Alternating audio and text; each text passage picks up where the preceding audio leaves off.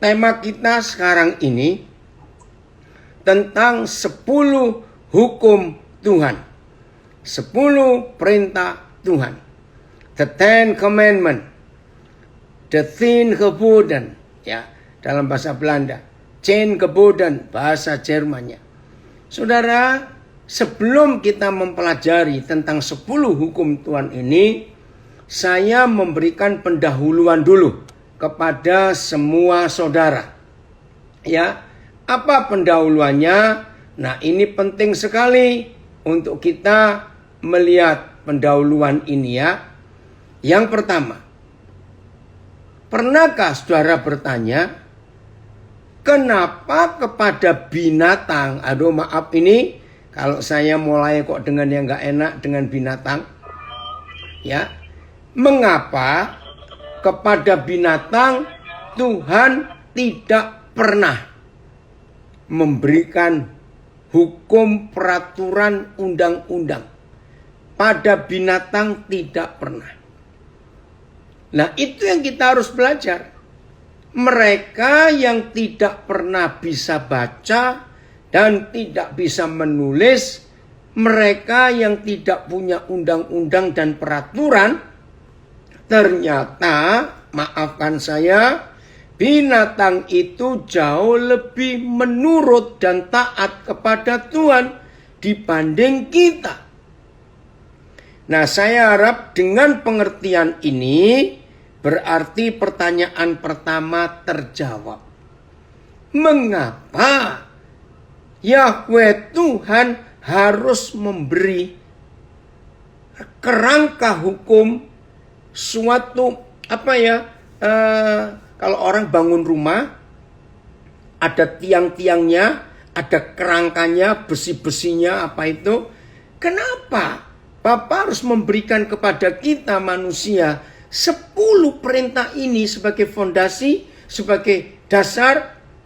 Kalau orang buat kue, saudara-saudara yang buat kue ada biangnya kue itu ya, kecil, tapi begitu diaduk dengan adonan lain, kuenya itu tetap adonan itu mengembang. Nah, 10 hukum ini seperti itu. Nah, kenapa manusia yang diberi, padahal binatang tidak? Nah, kita tahu jawabannya, karena yang namanya manusia itu susah diatur. Betul enggak? Ini fakta. Kita ini pemberontak. Kita ini maunya sendiri. Serius. Tuhan itu betul-betul kagum. Kalau dia lihat binatang yang gak bisa baca tulis, yang gak sekolah, tapi nurut. Maka itu saudara, dalam hidup ini kita menemukan sebuah fakta. Manusia yang bisa melawan Tuhan dan berkata tidak kepada Tuhan. Binatang tidak pernah melawan dan berkata tidak pada Tuhan. Yang kedua, saudara, ini sejarah. Ya, ini sejarah. Dan ini fakta yang luar biasa, yang saudara dan saya harus tahu. Saya ulangi ya, harus tahu. Apa itu? Akar segala hukum. Kan kita punya istilah, punya 2 jenis hukum. Hukum pidana dan hukum perdata. Pidana bicara kriminalitas, kejahatan-kejahatan yang fatal. Perdata itu istilahnya ya, kalau saya salah saya minta maaf. Ya, urusan-urusan yang biasa terjadi sesama kita, maafkan saya. Nah, semua akar dari hukum di dunia ini, ya, lagi sekali, semua akar dari segala hukum yang dipakai oleh seluruh manusia di dunia dan negara-negara mana saja, ini sejarah dan ini fakta. yaitu berasal dari 10 perintah Tuhan, 10 hukum Yahweh yang sedang kita pelajari saat ini. Dengan kata lain, sebelum Musa menuliskan 10 perintah ini, maka dunia ini memakai sistem hukum rimba. Apa itu hukum rimba? Siapa kuat, dia menang. Itu hukum rimba. Nah, saudara, maka itu dalam hidup kita nggak ada yang bisa membantah, nggak ada yang bisa menyangkal bahwa Musa adalah orang pertama di dunia yang menerima hukum yang luar biasa ini. Maka itu Musa disebut the lawgiver.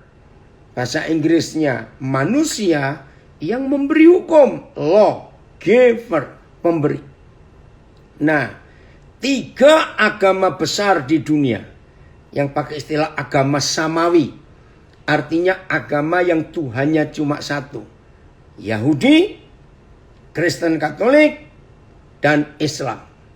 Nah, 3 agama besar ini, saudara, sangat mempercayai Musa.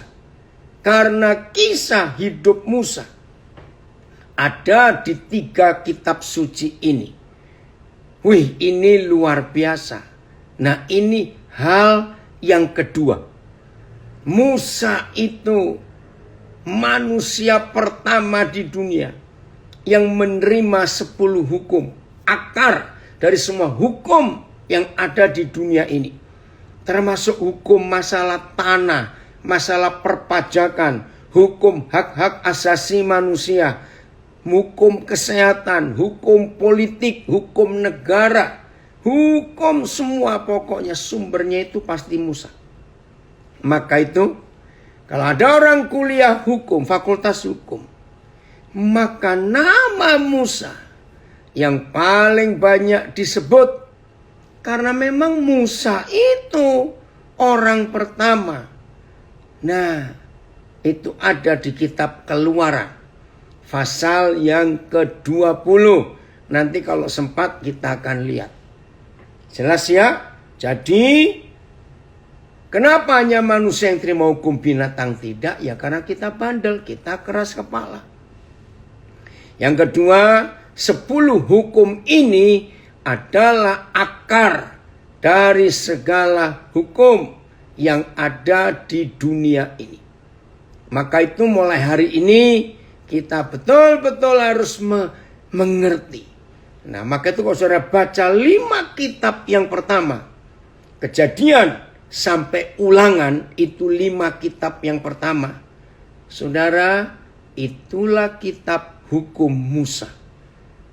Karena di 5 kitab itulah bersumber segala peraturan yang dipakai oleh seluruh manusia di dunia sampai hari ini.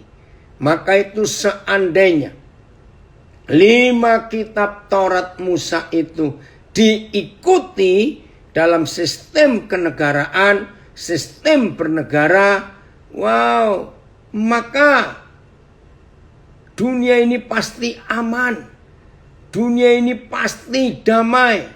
Dunia ini pasti mengalami sukacita yang luar biasa. Oh, terima kasih Bapak untuk berkat Tuhan yang luar biasa ini. Nah, pertanyaan ketiga. Yang namanya manusia. Ayo kita jawab ya. Saya minta suara menjawab. Yang namanya manusia ini. Suka nggak sih diberi peraturan? Diberi hukum? Diberi batasan-batasan dalam hidup? Suka nggak sih? Yang namanya manusia secara umum? Apa jawaban saudara? Ayo nulis yang di Zoom, di IG, di FB. Suka nggak sih manusia? Nggak suka. Terima kasih, anak saya dari Lembang. Nggak suka dari Singapura. Puji Tuhan, nggak suka. Tidak suka. Ya, saya nggak tahu Yuditan ini siapa. Tidak. Itulah manusia. Mengapa manusia tidak suka, tidak mau? Karena manusia ingin bebas. Betul. Tidak. Karena dari kecil sudah ada jiwa pemberontak. Betul.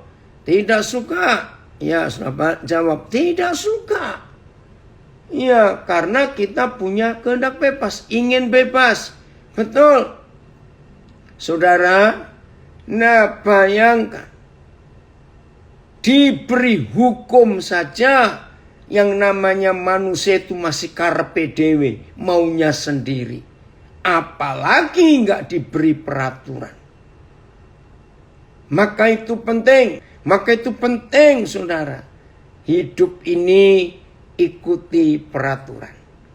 Nah, sudah ciri karakter dasar manusia ini. Nggak suka diberi hukum dan peraturan. Ternyata ada tambahan lagi. Iya, ada tambahan lagi. Ku tentak. Ya, asunta. Apa tambahannya? Sudah nggak suka hukum. Nggak mau diatur. Maunya sendiri. Tidak pernah taat.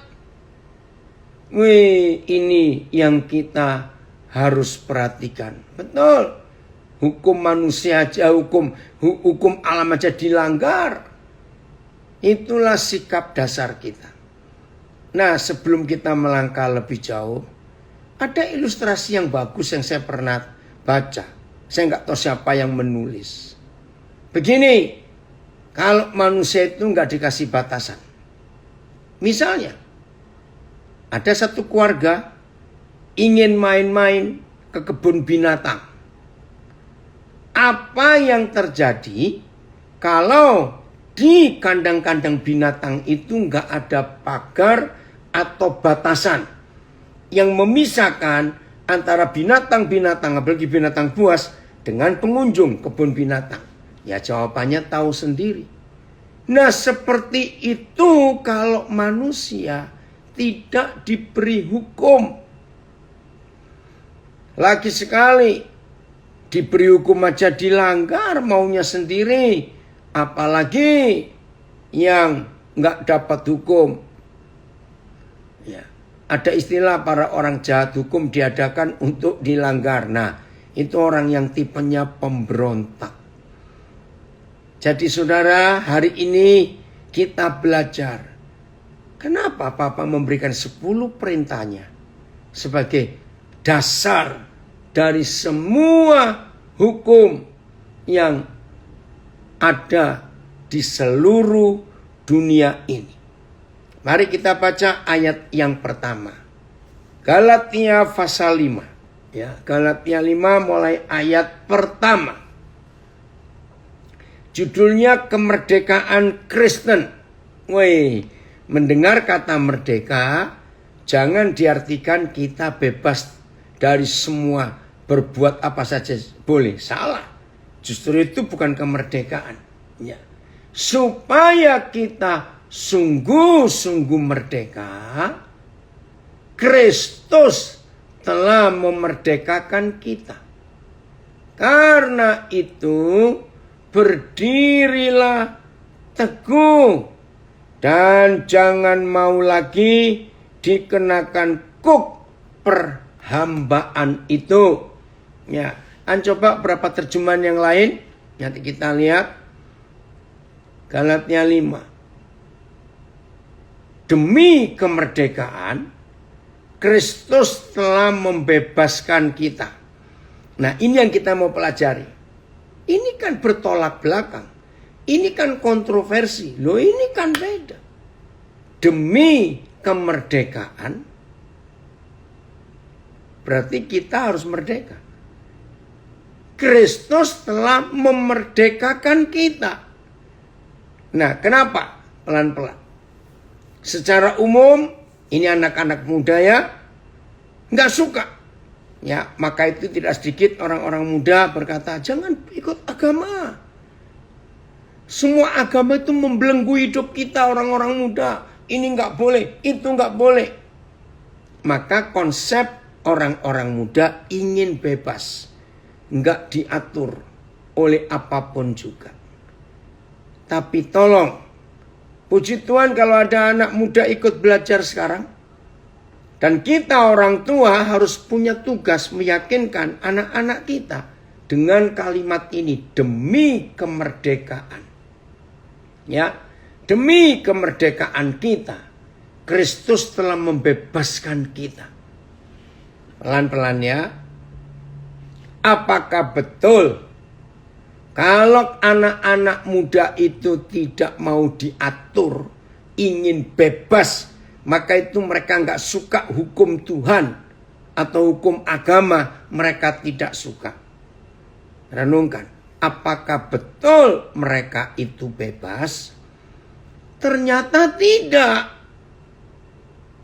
Contoh, lakukan apa saja. Mau berzina, lakukan. Mau berjudi, lakukan. Mau mabok dengan alkohol, melakukan. Narkoba, lakukan. Mencuri, sebutlah macam-macam dosa. Tanya pada anak-anak muda, apa ada satu perbuatan dosa kalau dilakukan pertama kali? Ini pertanyaan penting anak-anak muda. Apakah mungkin satu perbuatan dosa yang dilakukan oleh anak-anak muda, mereka tidak melakukannya untuk kedua kali, ketiga kali, keempat kali, ke-20 kali? Ngerti nggak pertanyaan ini? Bebas. Itu kata-kata yang salah.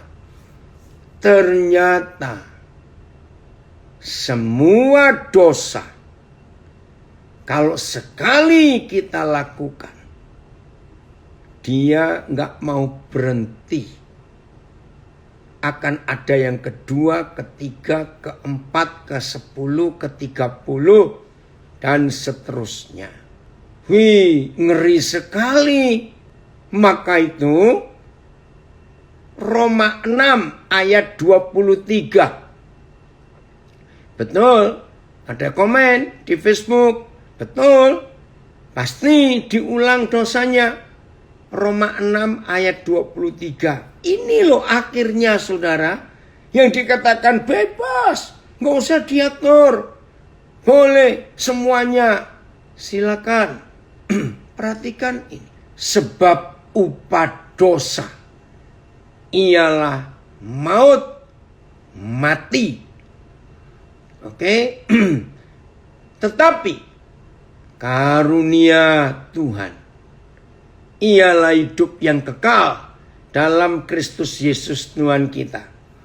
Saudara, kata karunia, nah bersyukur di Zoom kita, di kelompok kita ini ada Pak Andreas. Ya, Pak Andreas ini orang yang hati dan hidupnya 100% untuk ngurus saudara-saudara kita yang dalam penjara, khususnya yang diperlakukan tidak adil dan mengalami fitnaan.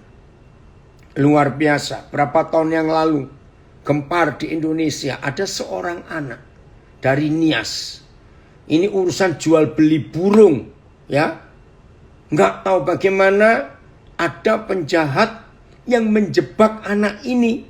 Bahasa Indonesia sulit, sekolah nggak selesai karena dari keluarga miskin. Saudara, tahu-tahu anak ini diumpankan. Dia pelaku pembunuhan itu gara-gara urusan jual beli burung. Anak ini bingung. Nah, lebih kejamnya lagi, pelaku kejahatannya nggak tahu, ngeri. Bisa memalsukan akte lahir anak ini. Akte lahirnya dituakan berapa tahun. Sehingga waktu kejadian itu anak ini masih umur di bawah umur, masih anak-anak. Belum 16 kalau tidak salah. Tapi dalam kejahatan itu dikirimkan palsu. Nah, saya masih ingat itu perjuangan Pak Andreas. Saya sempat ketemu anak itu di Nusa Kambangan. Waktu itu masih belum ada kepastian hukum. Tapi pas saya ketemu di Nusa Kambangan itu bersama Pak Andreas bilang, Pak Daniel ada bukti. Apa buktinya? Itu loh hebatnya Tuhan. Salah seorang pengacara anak ini dapat hikmat dari Roh Kudus. Ada bukti enggak? Anak ini lahirnya yang asli itu tahun berapa? Ya sulit cari bukti kok, orang miskin nggak punya data apa-apa. Tiba-tiba klik. Nah ini Roh Kudus bekerja. Karena dia orang Kristen, pasti ada data baptisan di gereja itu. Lalu nggak tahu bagaimana pengacara ini saudara cari gereja anak ini. Hebat Tuhan, ada datanya. Dia dibaptis tanggal berapa, tahun berapa. Dan di situ ada tulisan. Dia sesungguhnya lahir itu tahun berapa, bulan berapa, tanggal berapa. Wih, dengan perjuangan Pak Andreas itu. Anak ini bebas dari hukuman mati. Vonisnya hukuman mati loh saudara, kejam sekali. Wih, ini hebat sekali. Kalau ada yang ingin kenal Pak Andreas, nanti saya beri saudara japri saya. Nomor Pak Andreas akan diberi karena di IG dan di Zoom kalau bisa bantu nulis nomor Pak Andreas, silakan ditaruhkannya di IG dan di FB ini. Nah, itu salah satu contoh bagaimana jahatnya manusia itu. Ya, saya ulangi lagi. Karena dosa itu nikmat, maka begitu satu kali kita melakukan dosa, rasanya mustahil berhenti hanya satu kali. Biasanya ada kelanjutan. Nah, maka itu sampaikan kepada anak-anak kita, anak-anak muda. Mana yang kamu katakan bebas? Kalau kamu nggak mau diatur oleh hukum, justru kamu terjerat. Reza, assalamualaikum. Ini anak saya dari Lahat gabung. Ya di Facebook, Papa senang kamu gabung. Oke, tadi kamu diskusi dengan Papa, kamu mau usaha kecil-kecilan. Nanti Reza, Papa kontak kamu. Namanya Muhammad Agung Reza Saputra. Ya, saya lanjutkan. Nah, ini penting sekali dalam kehidupan kita, ya, untuk menyatakan kemerdekaan yang sungguh-sungguh. Maka itu kalau ada satu dosa, justru orang itu pasti dalam tanda kutip akan terus melakukan lagi. Nah, saya tanya, sekali alkohol nikmat, akhirnya terikat dengan kemabukan, hancur hidup. Sekali narkoba, nggak akan lepas. Sekali jatuh dalam perzinahan, perjudian, dan jenis-jenis dosa yang lain, justru malah mengikat. Tidak bisa merdeka, terbelenggu, termasuk rokok, mengikat. Maka itu Roma 6 ayat 23 tadi jelas. Upah dosa itu maut. Artinya ujung dari dosa adalah maut. Wih, ngeri sekali. Oke, terima kasih. Terjemahan yang lain.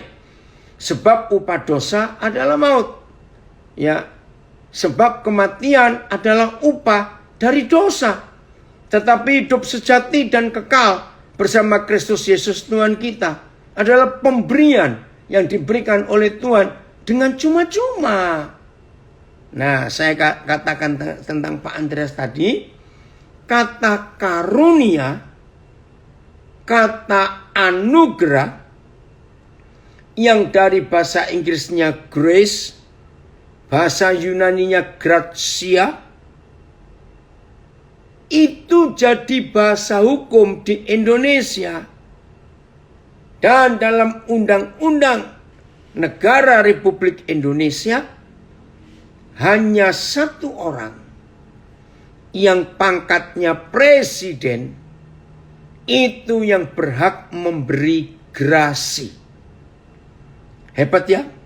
Jadi bahasa hukum Indonesia, grasi artinya kalau ada terpidana mati seperti anak Nias tadi yang saya ceritakan, mengajukan grasi kepada presiden. Kalau presiden punya kemurahan membebaskan orang itu, maka orang itu bebas dari hukuman mati.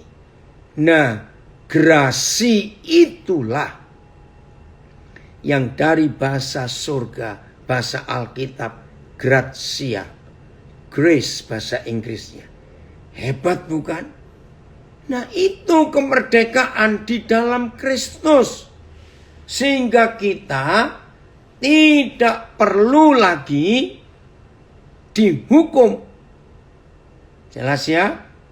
Roma 8 ayat 1. Roma 8 ayat 1. Lihat hukum ini. Terima kasih Bapak. Roma 8 ayat 1. Demikianlah sekarang. Kapan? Sekarang. Tidak ada penghukuman bagi mereka yang ada di dalam Kristus Yesus. Lihat berapa terjemahan. Lu kok enak? Mengapa saudara dan saya manusia berdosa ini, tapi yang hidup di dalam Kristus Yesus itu nggak ada hukuman? Karena Tuhan Yesus yang dihukum ganti kita. Otomatis kita yang bebas. Terjemahan yang lain. Karena itu AYT. Sekarang tidak ada lagi penghukuman bagi orang yang ada dalam Yesus Kristus. BIS. Sekarang tidak ada lagi penghukuman terhadap mereka yang hidup bersatu dengan Kristus. MELT. Oleh karena itu, ya, sekarang tidak ada penghukuman bagi mereka yang ada di dalam Kristus Yesus, yang tidak hidup menurut daging, tetapi menurut roh. Sekarang tidak ada lagi hukuman bagi mereka yang ada dalam Isa Al-Masih. Baik, saya bacakan terjemahan Indonesia apa IMB? Saya kok lupa. Indonesia. Ya, oke. Demikianlah sekarang tidak ada lagi penghukuman bagi mereka yang ada dalam Kristus Yesus. Mereka hidup tidak menurut kedagingan, tapi menurut roh. Oh, terima kasih Kak. Indonesia Modern Bible. Nah, ini yang namanya merdeka. Di dalam Kristus Yesus tidak ada lagi hukuman. Puji Tuhan. Jadi tolong ya anak-anak muda, jangan saudara merasa, weh, kalau nggak ada peraturan itu hidup ini bebas. Tidak. Justru orang itu nggak akan bebas karena dibelenggu. Dosa itu mengikat dan orang akan terus melakukannya. Oke, sekarang kita lihat dengan cepat 10 hukum ini. Ya, kitab Keluaran pasal yang ke-20. Keluaran pasal yang ke-20. Lalu Tuhan mengucapkan segala firman ini. Yang pertama, Akulah Yahweh Tuhanmu yang membawa engkau keluar dari tanah Mesir, dari tempat perbudakan. Jangan ada Tuhan lain, dewa lain, penguasa lain di hadapanku. Jangan ada. Ya. Kedua, jangan membuat bagimu patung yang menyerupai apapun yang ada di langit di atas, atau yang ada di bumi di bawah, atau yang ada di dalam air di bawah bumi. Wih, lengkap sekali. Oke. Ketiga, jangan sujud menyembah kepadanya, ya, atau beribadah kepadanya, sebab aku Yahweh Tuhanmu adalah Tuhan yang cemburu, yang membalaskan kesalahan bapak kepada anak-anaknya, kepada keturunan yang ketiga, keempat dari orang-orang yang membenci aku. Tetapi aku menunjukkan kasih setia kepada beribu-ribu orang, yaitu mereka yang mengasihi aku dan yang berpegang kepada perintah-perintahku.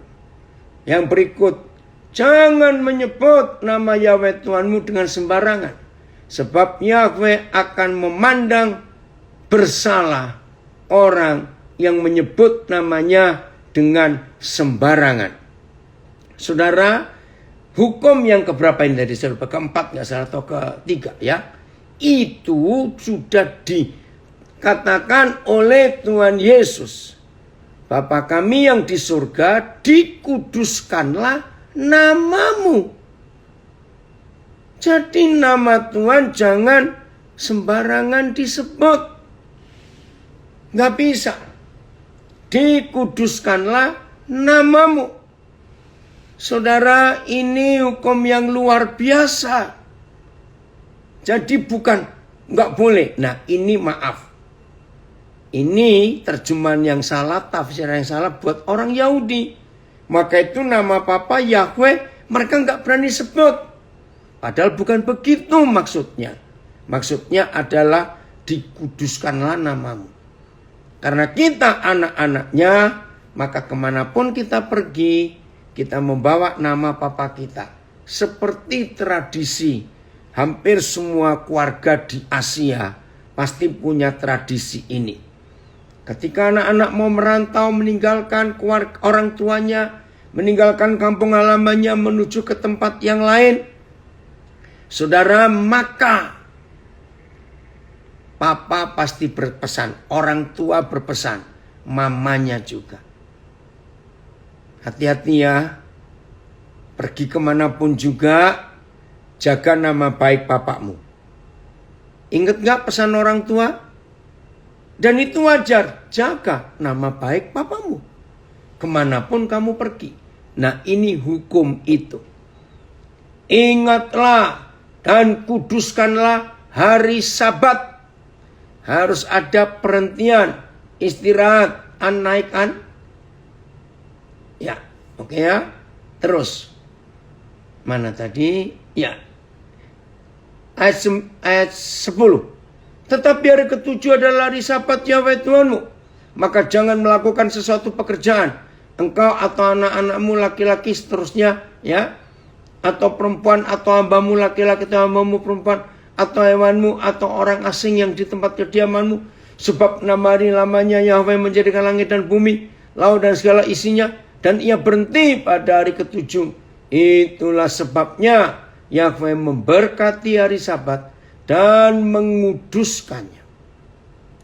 Nah saudara, 4 hukum yang pertama itu adalah hukum manusia terhadap Tuhan. Ya, manusia terhadap Tuhan.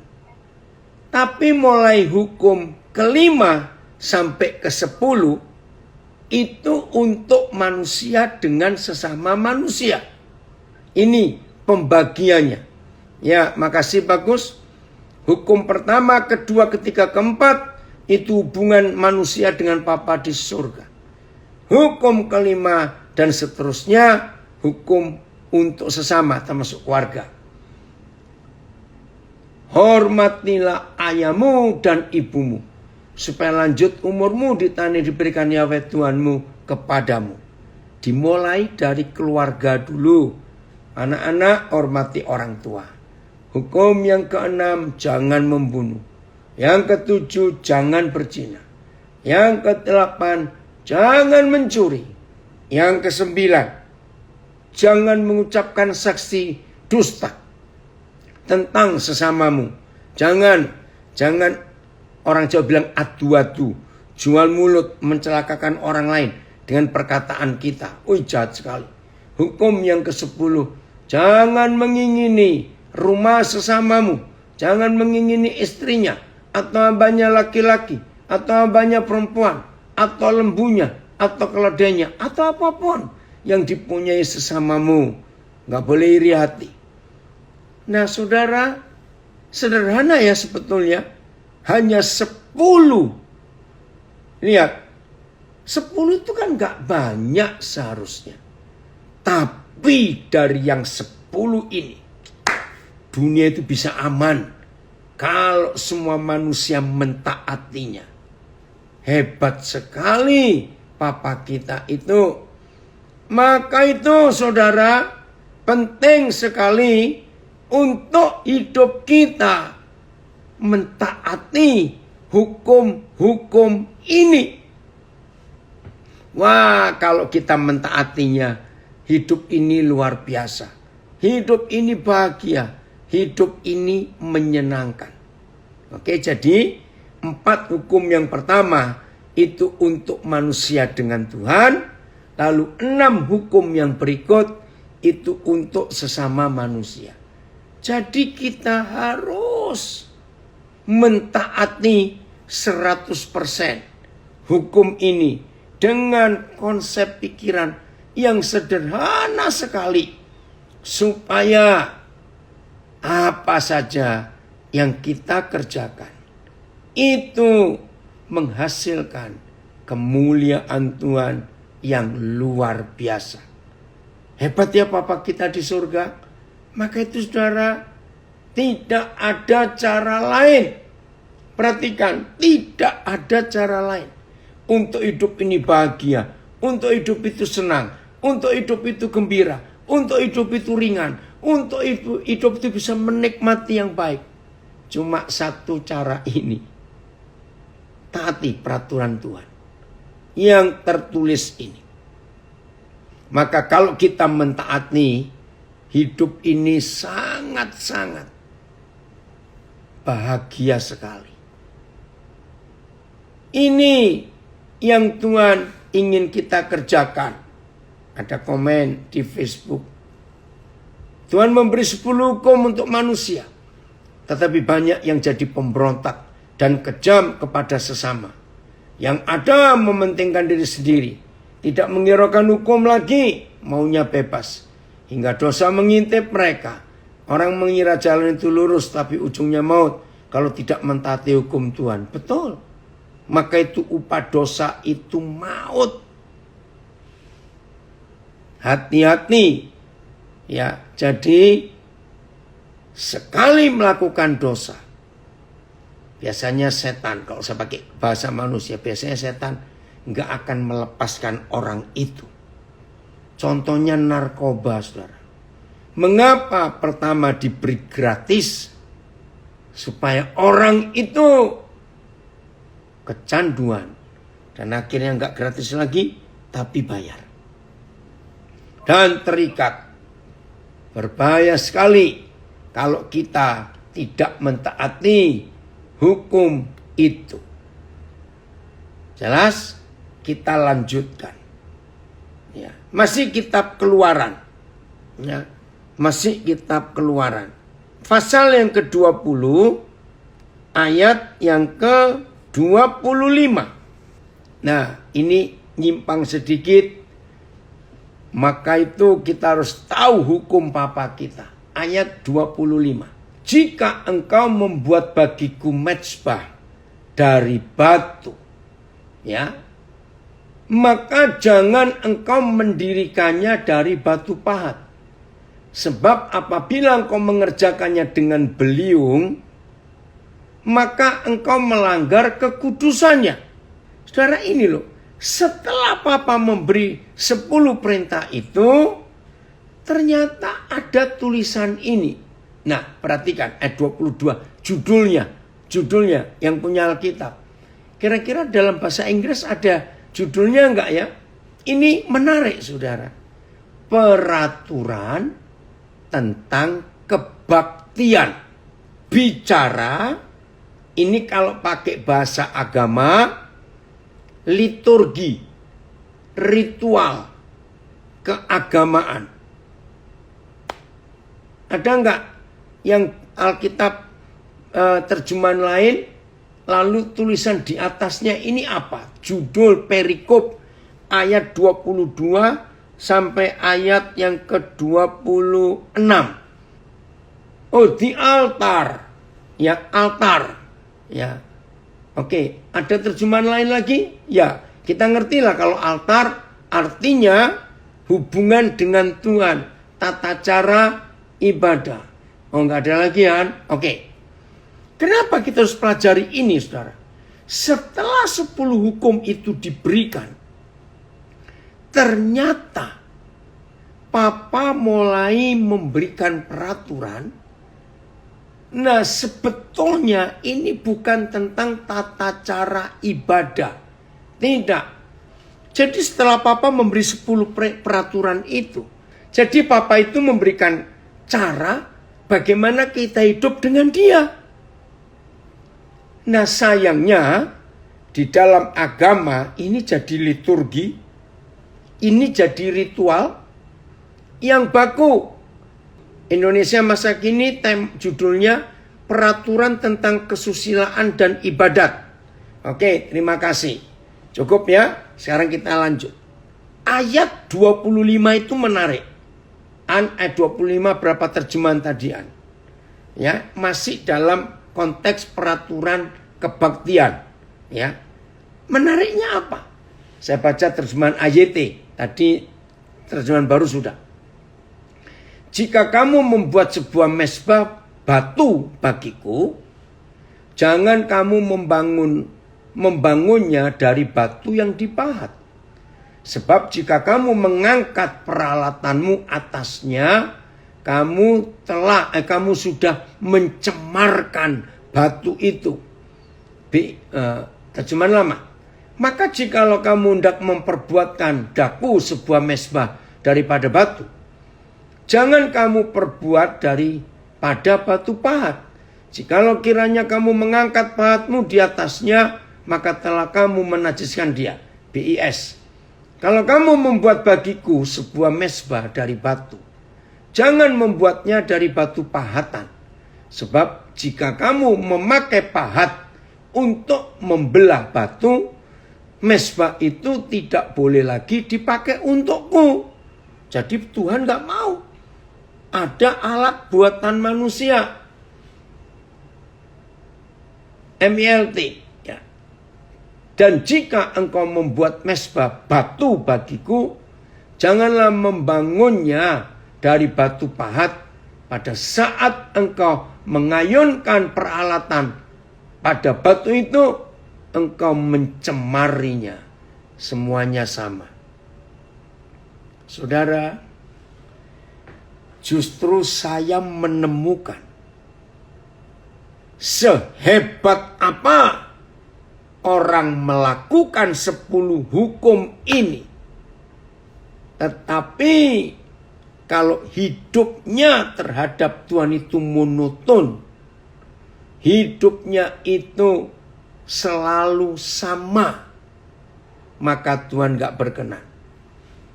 Mari kita lihat ayat 25 ini. Saya mendapat rahasia ini bulan Juli tahun 81. Wih, luar biasa. Roh Kudus mewahyukan ini. Ibadah, ya, peraturan ibadah yang Tuhan tulis. Maka mezbah batu itu pusat daripada ibadah itu sendiri. Saya ulangi, maka mezbah itu adalah pusat dari ibadah itu. Artinya, sehebat apa sebuah ibadah, semegah apa, semewah apa, tapi kalau nggak ada mezbah batu, mezbah korban, maka ibadah itu tidak ada gunanya sama sekali di hadapan Tuhan. Nah, mezbah itulah hidup kita sendiri yang harus dikorbankan. Wih, luar biasa ini, saudara. Nah, Papa nggak mau pakai batu pahat. Kenapa? Nah, itu keseragaman. Terima kasih, bagus nulis di Facebook. Ya, Papa tidak suka keseragaman, maunya kesatuan. Betul, kita pernah belajar beberapa bulan yang lalu. Dia suka unity, tapi nggak suka uniformity. Uniform, seragam, dia nggak suka. Batu pahat itu bagus, rapi, enak dipandang, ya, karena pahat. Tapi ternyata papa tidak suka. Maka itu begini, kalau toh kita tahu peraturan hukum Tuhan, tapi saudara cara melakukannya kaku, ya, nggak fleksibel, maka itu bukan kesukaan Tuhan dalam hidup ini. Wih, ini luar biasa, saudara. Pelan-pelan ya, saya minta saudara mencerna karena ini agak berat. Masih ada nggak orang bertanya kepada saudara? Atau mungkin saudara juga pernah bertanya, kenapa ya sepertinya papa kita di perjanjian lama itu beda dengan papa kita di perjanjian baru? Sebab di perjanjian lama salah hukum. Jangan, tidak boleh, harus. Itu perjanjian lama.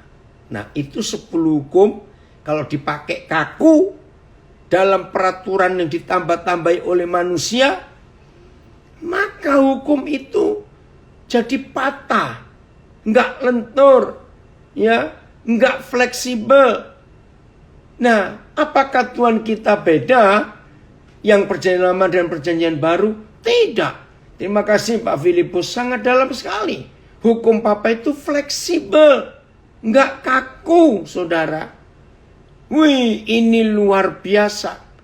Maka itu papa mama, kepada anak-anak kita pun, kita harus punya hikmat. Nah, contoh begini ya sebelum kita melihat ayat ini. Saudara punya 5 anak atau 3 anak. Kalau 2 agak sulit membedakannya. Karena kalau 2 ya anak pertama, anak kedua. Tapi kalau 3 dan seterusnya itu beda. Saya tanya, sebagai orang tua, anak-anak kita buat peraturan hukum yang sama atau beda masing-masing anak itu? Jawabannya pasti beda. Misalnya, peraturan untuk anak pertama, wih bagus, anak pertama kita hasilnya luar biasa. Tapi percaya, peraturan untuk anak pertama, kalau kita pakai untuk anak kedua, belum tentu jadi bagus. Nah, itu artinya fleksibel. Tidak kaku. Jangan dibuat dari batu pahat. Jangan. Terus gimana ngelihatnya? Nah, ada satu ayat di perjanjian baru yang merupakan jembatan antara Tuhan di perjanjian lama dan Tuhan di perjanjian baru. Sekarang kita buka 1 Korintus 6 ayat 12. Woi, papa kita itu luar biasa. Maka itu walaupun kita tahu hukum, jangan kaku. Jangan. Ya, 1 Korintus 6 ayat 12.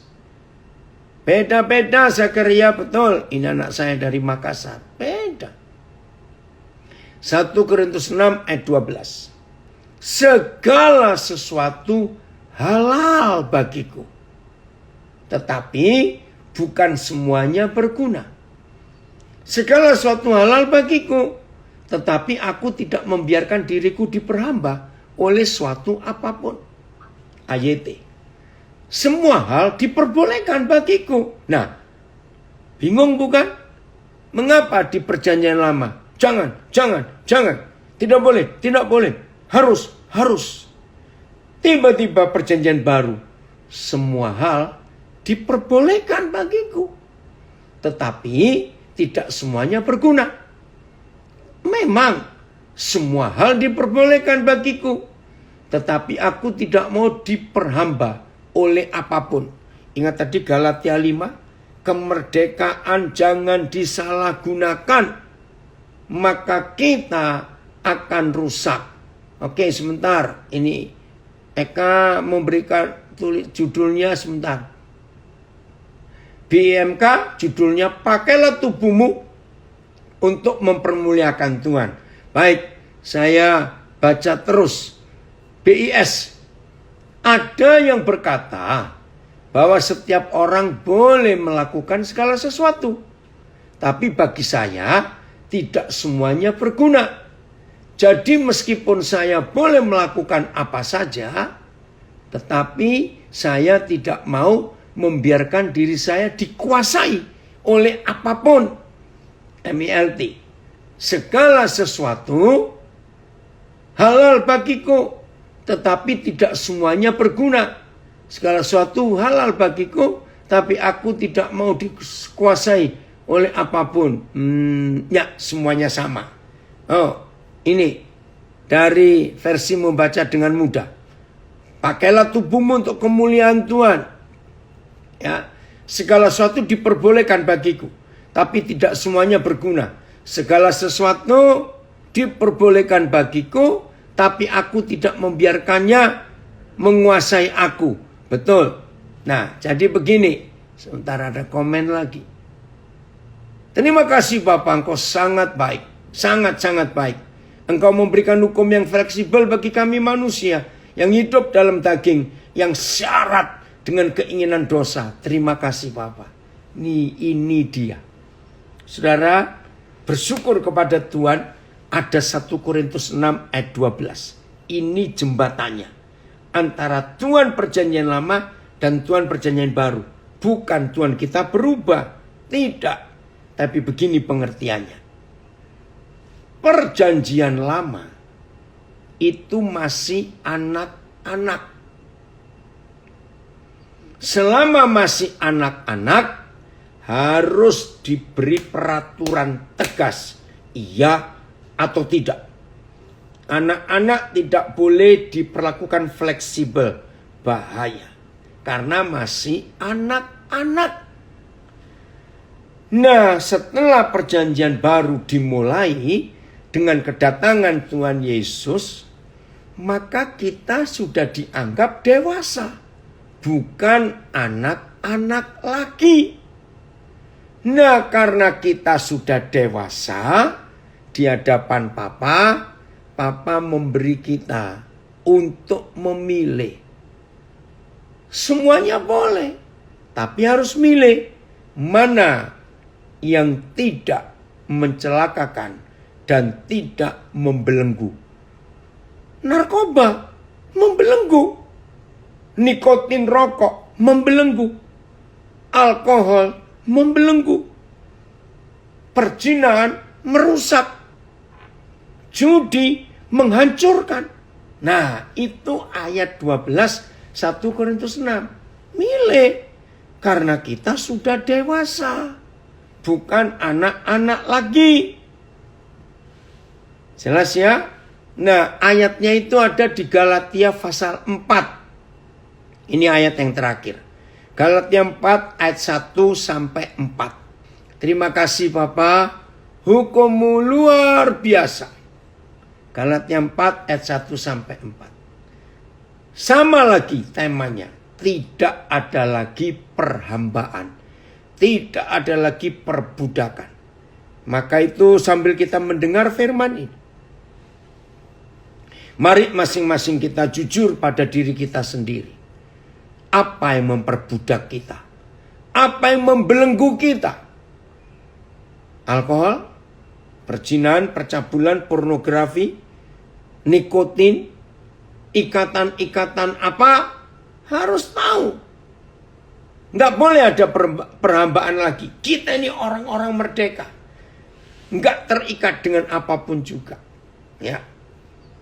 Yang dimaksud ialah selama seorang ahli waris belum akil balik, ini bahasa Arab, akil balik, puber, ya, menjadi dewasa, sedikit pun ia tidak berbeda dengan seorang hamba. Sungguh pun ia adalah tuan dari segala sesuatu. Tetapi ia berada di bawah perwalian dan pengawasan sampai pada saat yang telah ditentukan oleh papanya. Demikian pula kita. Selama kita belum akil balik, kita takluk juga kepada roh-roh dunia. Tetapi setelah genap waktunya, maka Tuhan mengutus anaknya. Itulah Tuhan Yesus yang lahir dari seorang perempuan dan takluk kepada hukum Taurat. Ia diutus untuk menebus mereka yang takluk kepada hukum Taurat, supaya kita diterima menjadi anak. Woi, luar biasa ini saudara. Galatia 4 ini ya. Saya persingkat begini. Ada orang kaya. Mungkin famili saudara, kenalan saudara, mungkin teman baik saudara kaya. Tapi anaknya masih umur 7 tahun. Dan anaknya cuma 1. Berarti anak ini ahli waris papa mamanya enggak? Yang kaya raya itu. Yang papa senang kamu gabung. Ya. Ahli waris bukan? Iya. Tapi dia belum punya hak untuk menerima warisan papanya itu. Karena dia masih anak-anak. Nah, karena dia masih anak-anak umur 7 tahun, maka harus ada yang orang Jawa ini ngemong, babysit bahasa Inggrisnya. Ada yang menjaga. Nah, anak yang umur 7 tahun ini harus dituntun, dibimbing, diperingatkan. Contohnya, awas, ada api itu. Aduh, jangan pegang. Itu ada strom. Namanya anak kecil, pegang stop kontak. Awas, itu tajam. Pegang gunting, pegang pisau. Terus begitu. Ini ada anak saya komen di Facebook. Aku masih pengen ditapui Tuhan soalnya. Ini berarti kamu masih nakal, Yong. Awas kamu. Karena masih anak-anak. Walaupun dia ahli waris. Sambil jalan. Ya, terus apaan judul? Sebentar, nulis apa ini? Sesuai judul di Galatia 4. Tidak ada lagi perambahan.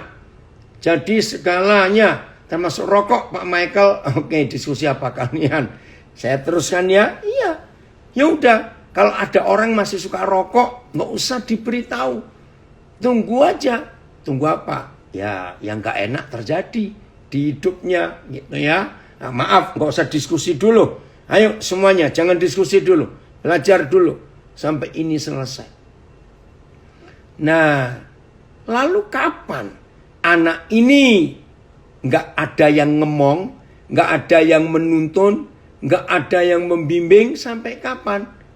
Sampai dia dewasa. Sudah tahu ini itu api, ini setrum, ini tajam, ini lubang, ini. Kalau sudah dewasa, nggak perlu lagi. Nah, nggak lama setelah itu, maka papanya akan mewariskan semua kekayaannya kepada anaknya ini. Maka itu di akhir kita belajar tentang 10 hukum ini. Jangan menghafalkan 10 hukum itu. 10 hukum itu nggak perlu dihafalkan. Itu sudah tertulis di hati kita, di hidup kita. Ya, oke, ini ada yang bertanya. Saya tahu. Bagaimana tahu kalau seorang sudah dewasa di mata Tuhan? Gampang. Dia nggak perlu dikasih tahu. Itu racun. Itu tajam.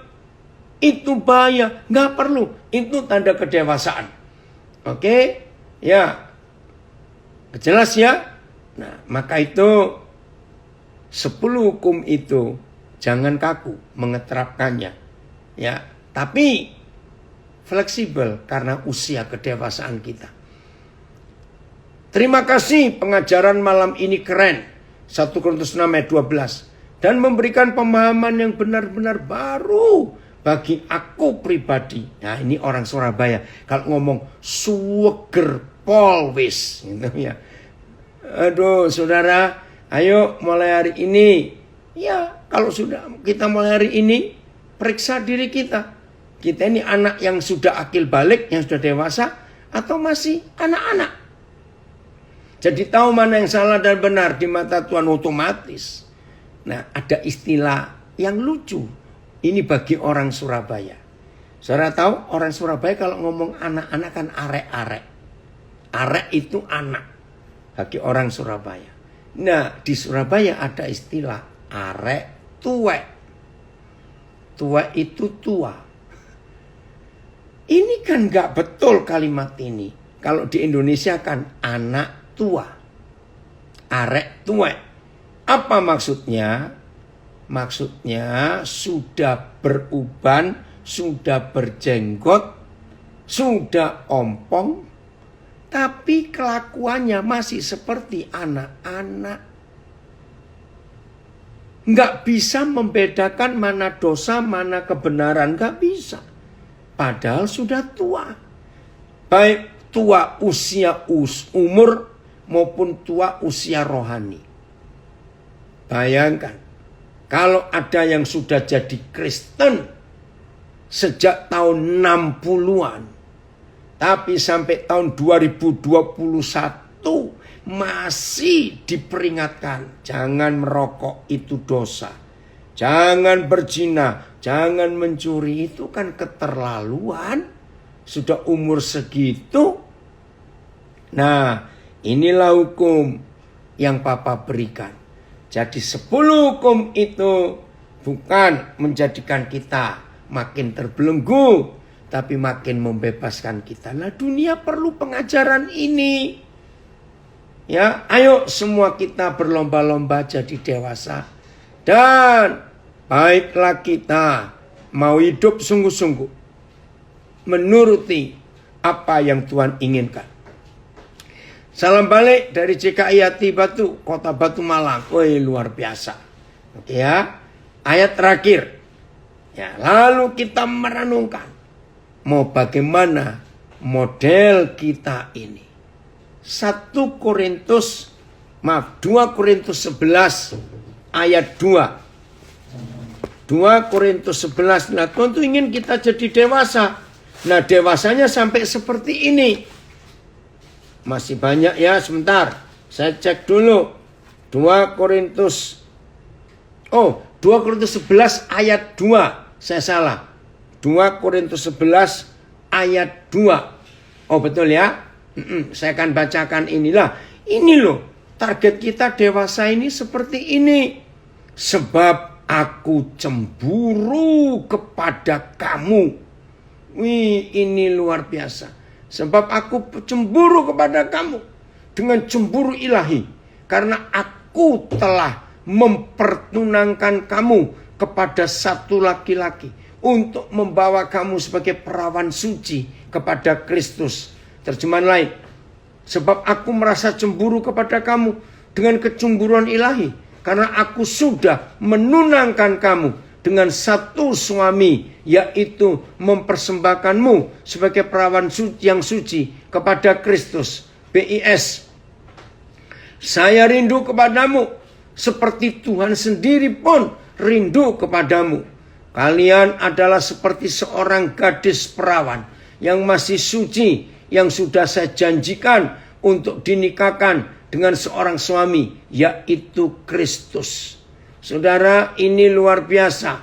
Terus, sebab ya MLT, sebab aku mencemburui kamu dengan cemburu ilahi, karena aku telah mempertunangkan kamu kepada seorang suami, supaya mempersiapkan seorang perawan yang suci kepada Kristus. Jadi akhir daripada semua peraturan dan hukum yang Tuhan buat, itu untuk mendewasakan kita sampai gereja Tuhan siap menjadi mempelai Kristus.